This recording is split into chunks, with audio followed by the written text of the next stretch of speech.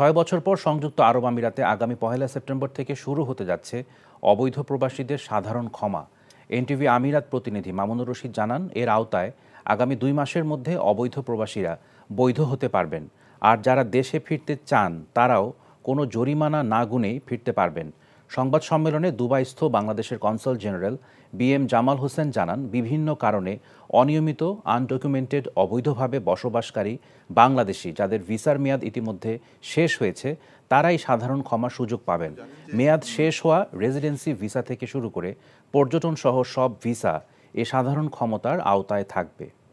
দুবাইয়ের ভিসাধারী যারা তারা যাবেন হচ্ছে আল আওয়ির ইমিগ্রেশন সেন্টারে, এবং অন্যান্য আমিরাতের যারা তারা সংশ্লিষ্ট ইমিগ্রেশন দপ্তরে যাবেন।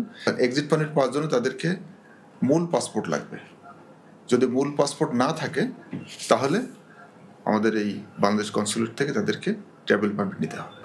অনেকের আদালতে মামলা আছে, আদালতে যাদের মামলা আছে তারা কি সাধারণ ক্ষমার সুবিধা পাবেন কিনা, তারা এই সাধারণ ক্ষমার সুবিধা পাবেন, তবে আদালত থেকে একটা সার্টিফিকেট নিতে হবে।